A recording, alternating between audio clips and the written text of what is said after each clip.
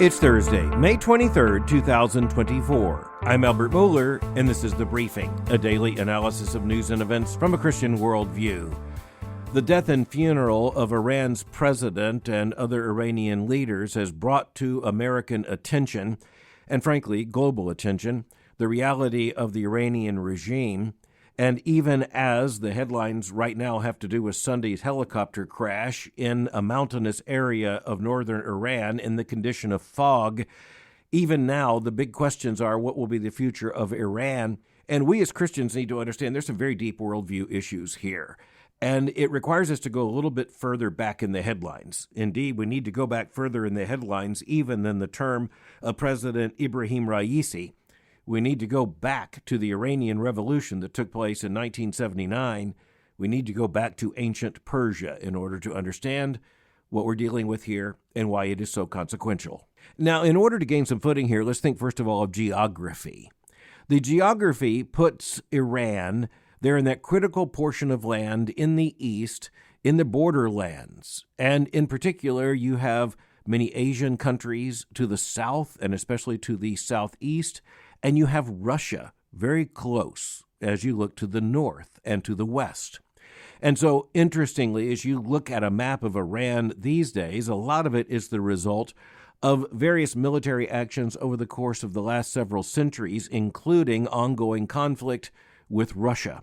The Russian Empire and what vestiges of an empire were represented at the time by Iran.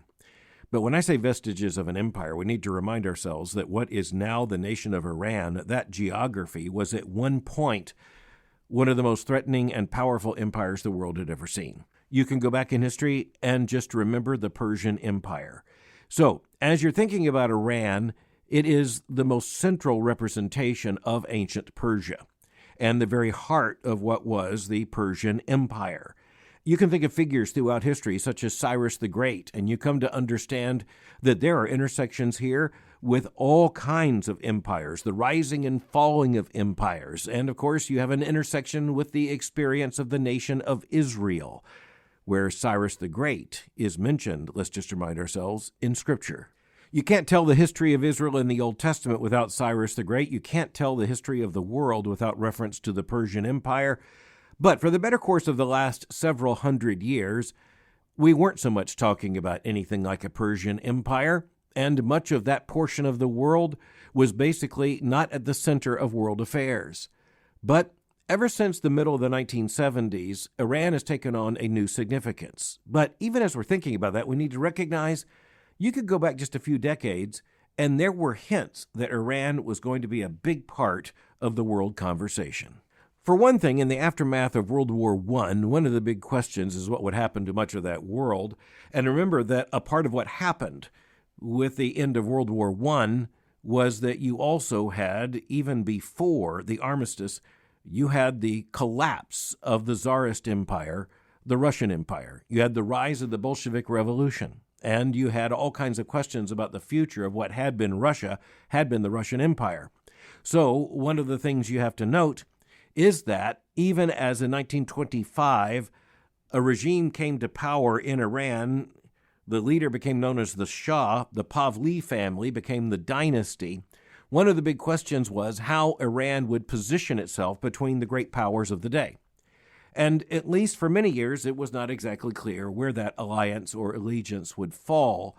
But eventually, it largely fell into congruence with the interests of the British Empire and also of American foreign policy, particularly during the Cold War, with Iran being so important for two reasons. One, geostrategically, it was right there, very close to what became the Soviet Union. And then in terms of the energy economy, Iran turned out to be a net exporter of oil. But from the start, there was an awkwardness in Western relations with Iran. And if for no other reason, then you had Islam as a major factor. And yet that also plays in some interesting ways into the history of Iran in modern times.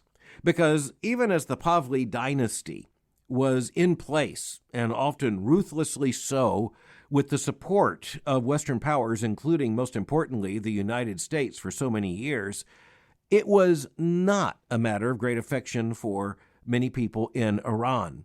and in particular for those who saw the Pahlavi dynasty as hopelessly corrupt and, at least in part, corrupt because of its involvements with the West.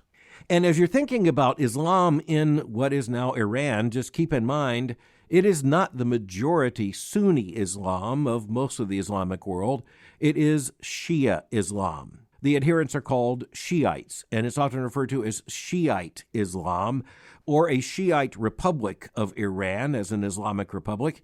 And just remember that as you're talking about Shiites, you're not talking about, by the way, a distinction in Islam over the use of force. That's not true. Many Americans thought that because of the rise of terrorism, largely rooted in Shiite Islamic cultures and largely personified by Iran at the time, by the late 1970s, going into the 80s and beyond.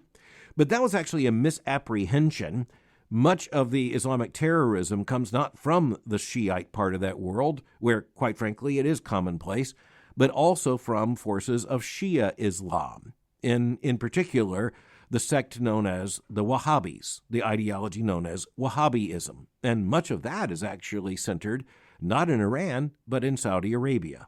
Another aspect of Shia Islam that deserves our attention is that it is avidly apocalyptic.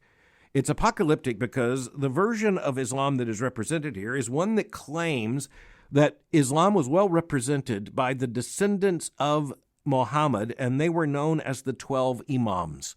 The most interesting twist comes near the end of the first millennium, when it is argued that the 12th, or the last of the Imams, disappears. It is claimed by the Shia adherents that the 12th Imam will appear again. That will be the age of the establishment of a global Islamic reality, and Iran and the Shia Muslims in Iran see themselves and their efforts as a part of that larger theological picture.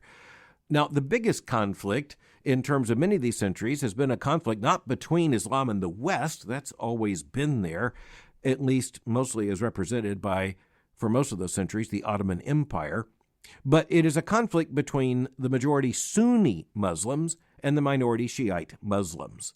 And Iran is the center of Shiite influence, and all that came to the attention of the West with the fall of the Shah of Iran in 1979 and the establishment under the leadership of the man known as the Grand Ayatollah Ruhollah Khomeini. And Khomeini, as he became known in the West, was the very face of Shia Islam and, of course, of the Islamic Republic. And this became a matter of daily headline news, indeed almost hourly headline news in the United States because of the capture by Iranian students of those who became the hostages in the United States Embassy there in Iran. And the hostage crisis, as it became known, actually not only changed history, it changed the way that news broadcasting was done. You had the development of late-night news programs such as ABC's Nightline. You also had the advent of cable television with 24-hour coverage. All this was basically transformed during this era, not only by just the general events of the age, but specifically by the hostage crisis. The hostage crisis, by the way, was not resolved until the hostages were freed after negotiations with the United States government, and several others were involved, as you would imagine, as well. But it wasn't until the day of the inauguration of Ronald Reagan as President of the United States that the hostages were freed, and that is because the conflict between Iran and the United States came down, at least in part, to what was understood as a personalized conflict between the Grand Ayatollah in Iran and the leader of what the Shia called the Great Satan, which is the United States, who was then President Jimmy Carter. Now, it's important to recognize that the establishment of the Islamic Republic in Iran was the establishment of the most aggressive Islamic power one could imagine in the modern world. And Iran intended not only to seize the headlines, but to seize the initiative in the Muslim world. And much of the attention that is directed towards the conflict between Iran and the West needs to be modified by our understanding that some of the regimes that are most wary of and concerned about Iran are the Sunni regimes, for example, of Saudi Arabia and the Gulf states. They might want to say this softly, but trust me, they're saying it. So the Shah of Iran was deposed. His regime came to an end. On February the 11th of 1979, the Islamic Republic was declared in Iran. And ever since then, Iran, not only through the hostage crisis, but ever since has been a major force of malign influence in the world from the American perspective and has been openly hostile. And it sees itself as a religious worldview in absolute opposition to the great Satan, which is often described not only by the Shia in Iran and elsewhere, but also by the Wahhabis in Sunni Islam as being hopelessly corrupt, atheistic, and depraved in every way. And by the way, it's also important to recognize that there were emissaries of both versions of Islam who visited the United States in the 20th century, and they weren't absolutely wrong in documenting the depravity they said they found here. Now, it's important to recognize, and this is something that many Americans will miss, that the man who died, among others, in this helicopter crash, Ibrahim Raisi, was indeed the president of Iran. That does not mean that he was the most powerful political figure, not at all. And instead, that would mean the current supreme leader in Iran, Ali Khamenei, and he remains in power, but he's 85 years old. One of the things that's important about Ibrahim Raisi is that he had been considered at least a possible, maybe even the likely successor as the supreme leader. Obviously, that expectation came to an end there on that mountainous hillside in northern Iran. But this is where we need to go back and put the story together. On Sunday, all across the world, headlines were released saying that the Iranian government had said that they were missing the helicopter and that it is believed that the helicopter had experienced what the government called a hard landing. Now, almost immediately, I think anyone seeing that understood it to be a likely euphemism for a crash. And it's also very interesting to note that it was reported right at the time that this helicopter, which, by the way, turns out to have been quite antiquated, was flying in mountainous territory there in northern Iran in conditions of heavy fog. It also turns out that there were aviation advisories in the region. It raises the obvious question as to why the president of the nation and its foreign minister would be on this helicopter in the fog in the mountains. As you know, previous headlines have reminded us that is a very, very dangerous combination. It seemed to take quite a long time before the helicopter was located. It turned out that it was located at least in part with help from authorities in Turkey who were using imaging devices to hone in on sources of heat. By the time it was located, it was very clear that there were no survivors of the crash. Now, I mentioned that this was an older helicopter. Indeed, it was older. It goes all the way back to the period before the Iranian Revolution, because after that revolution, the United States and other Western allies put trade sanctions in place. It's one of the reasons why Iran for so many years had no modern airplanes, either when it came to its air force or when it came to its civil aviation. The airliners flown by Iran, well, let's put it this way. There were many airline hobbyists, aircraft hobbyists, who went to Iran in order to fly on aircraft who could not be found in the Western world precisely because they were so old. But this helicopter's age, it is derived actually from the Huey helicopter that became so well known during the age of Vietnam. I repeat, during the age of the Vietnam War in the United States. Its civilian component is known as the Bell Jet helicopter, and in this case it was very old, and the nation had not been able to buy adequate parts for a very long time. It declared that it had reached self-sufficiency in terms of aircraft parts, but it's not at all clear that that was true.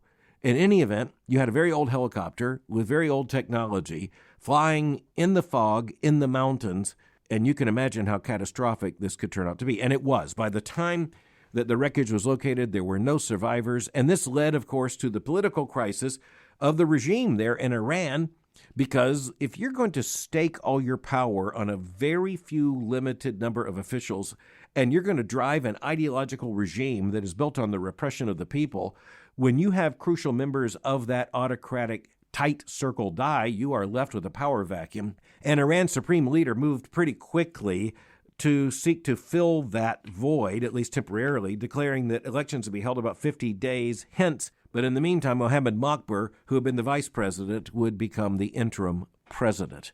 Here's where we need to recognize that Iran has remained in power through the exercise of the most ruthless coercion exercised by the state, and thus by the supreme leader and by the Iranian government, even against its people. That has included mass executions from the beginning of the Iranian Republic until now.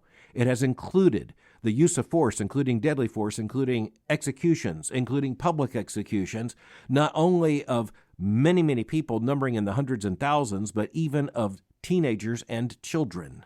It is to say that this is a regime that seeks to hold its credibility by the exercise of absolutely ruthless force. And it's also important to recognize that in this case, the religious leadership is coming from a variant of Islam that claims that the very use of that force is sanctioned by Islam and even following in the example of some ways of Muhammad the Prophet. So it's important to recognize that as we're looking at Iran, we're looking at the political crisis there, it isn't at all clear that autocratic and totalitarian governments can handle this kind of crisis all that well. It is no doubt going to show strains. It'll be very interesting to see because this is coming even as the supreme leader is 85 years old, and the most obvious question is who will follow him. It is also important to recognize that history reveals that when there is this kind of a crisis, it often brings out an even greater ruthlessness.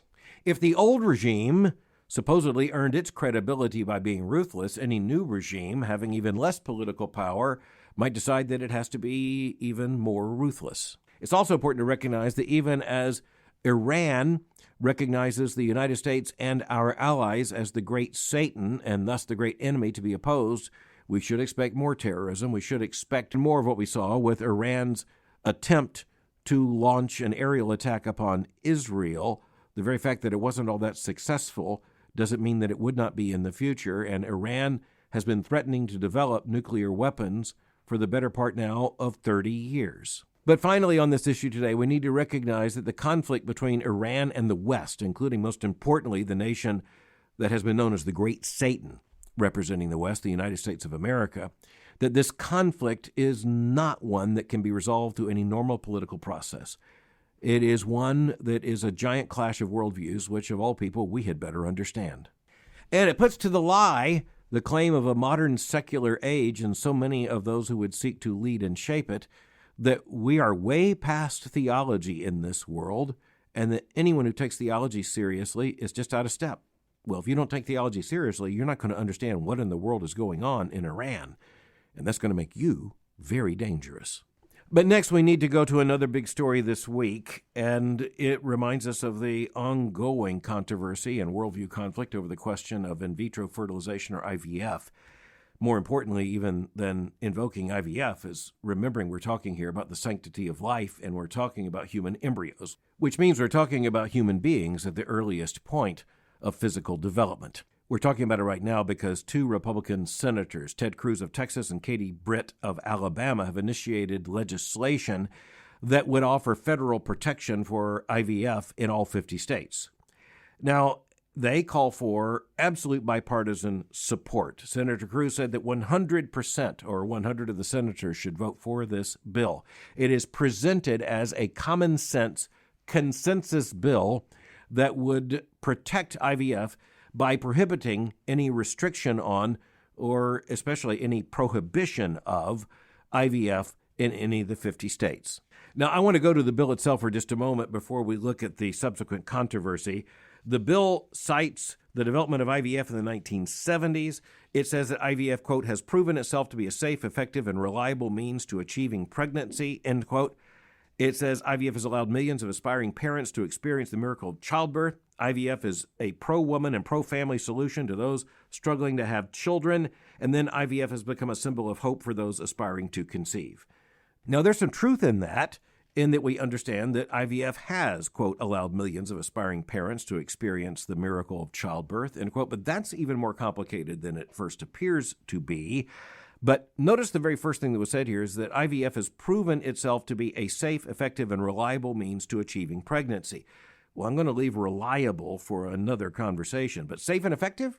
Well, it depends on how you're looking at it.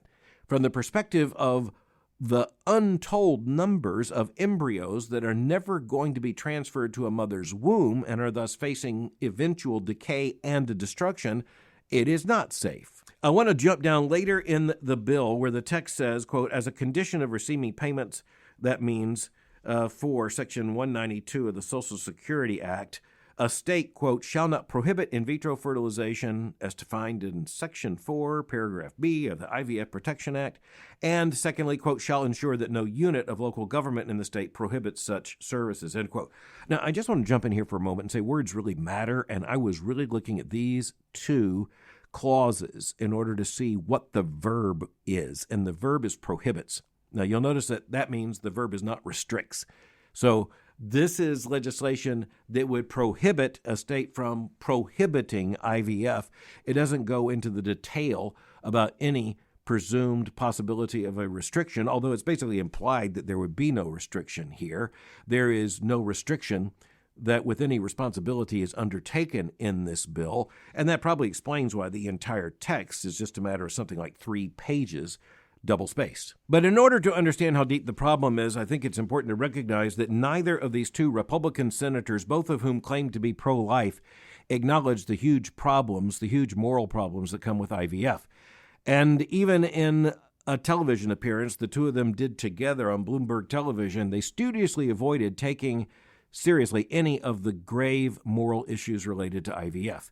And what makes that even more complicated is that the Bloomberg host, in this case, Anne-Marie Hordern, had done some homework and was able to document the fact that both Senator Cruz and Senator Britt were on the record saying that they believe that life begins at conception. Well, senators, you either do or you don't. If you ever did believe that, do you believe it now? What we can say at the very least is that both of these senators are now avoiding taking moral responsibility for holding to the practice of IVF without any reference or even any honesty about the fact that this involves the destruction of more embryos than will be transferred to the womb. Now, there are those who have looked at the entire enterprise of IVF technology who now report, and this is very much backed up by all kinds of evidence, that only about 7% of the human embryos created by the IVF technology are ever transferred to a womb. 7%. Do the math. That means 93% of the human embryos created by means of this technology outside the womb, they are not transferred. They are instead either already destroyed, they are in decay, they're in deep freeze, and they will eventually be destroyed. Now, there are only a couple of other things, and one of them is even worse, and that means that they have been the subject of medical experimentation, which we know that at least in some cases has been the reality. Now, there are some Christian couples who have been doing what are described as snowflake adoptions, and that means adopting abandoned human embryos, but quite honestly, that doesn't represent even a statistical blip at this point on the fact that so many of these human embryos are created by the technology and they are not transferred to any womb. There are other problems here, and we've talked about these before on the briefing. Let's just remind ourselves of this quickly. The other problem is that there is no reference to marriage in terms of the technology of IVF. And you add this to surrogate parenting, surrogate motherhood in particular, and you can end up with donor gametes, the sperm and the egg, donor embryos. And I say donor, that doesn't mean people aren't paid for them because there is a commercial business here. And you can have one of these embryos or more of these embryos which are transferred into a surrogate mother's womb, and thus you have people who declare themselves to be parents, even 2 men or even a single person, they declare themselves to be parents, and frankly, they've made absolutely no contribution to this whatsoever. And even if they did, a gay male couple, I won't go into detail, they can only contribute so much. But nonetheless, our society says that this technology has allowed them to, quote, have children, end quote. So quite honestly, from a Christian perspective, it is an unraveling of creation order. It is an attempt to separate the goods of creation. It is a good and holy thing for a married couple as a man and a woman to want children. It is a matter of deepest concern among Christians that there are couples who desperately want children. That's as old as the Scripture itself. And we should be thankful that there are some medical means of seeking to alleviate that condition and bring about the birth of children. But as we look at IVF technology, I just want to underline again that in the very beginning, what it requires is the creation of human embryos, and in almost every case, far in excess of those that will ever be transferred. And then you have the problem known as selective reduction, whereby some of these embryos are removed, even after they are embryos in some cases, in the pregnancy. And you also have what basically comes down to selective reduction, which means that you have a choice being made, which means this child looks preferable to that child, so we will maintain the pregnancy for this child and we will terminate that child or children. No one wants to put it that way, but that's unavoidably the honest truth. So I want to be heard as sympathetic with Christian couples seeking a pregnancy as I can possibly be, but I also am honor bound to talk about the reality of what we're facing here and the moral confusion that is becoming in so many cases more and more political and more deliberate. I do look forward to the opportunity at some point to be able to turn to people such as these two senators and say, you know, at one point you said that life begins at conception. Now you are the advocates for this bill initiated in the United States Senate. You do not even concede the fact that the moral status of the embryo is at stake. Senator Cruz, when this issue was raised, spoke instead about the fact that the issue should be left to the states. And then he said this, quote, "That's the beauty of a democracy, that we can have different views. But on IVF, we ought to be able to unify everybody. That means for it." So what about the question of abortion? If the glory of it is that we can have different views. But once again, I think the senator here has invoked a logic which is incompatible with believing that every single human life from the moment of fertilization onward is worthy of our defense, indeed demands that defense. It's also interesting that after Bloomberg Television raised the issue of some pro-life concerns, Senator Cruz said, quote, "Well, look, I can tell you that there's unanimity. I believe all 100 senators support IVF," end quote. Well, if so, that's going to be a game changer, because eventually they're going to have to answer the question, when exactly then do you believe the human life begins? And at that point, it's not just the issue of IVF. What you see there is the impending collapse of the pro-life argument in the United States Senate. And in answer to that prospect, I can only say, dear God, I hope not. It's also interesting that these two senators wrote a piece together published in the Wall Street Journal. The headline is this: "We'll protect both life and IVF." And yet in that article, they never concede the real issue in the conflict between life and IVF. Eventually they, and for that matter, the entire nation, is going to have to answer that question. Thanks for listening to The Briefing. For more information, go to my website at albertmohler.com. You can follow me on Twitter or X by going to twitter.com/Albert Mohler. For information on the Southern Baptist Theological Seminary, go to sbts.edu. For information on Boyce College, just go to boycecollege.com. I'll meet you again tomorrow for The Briefing.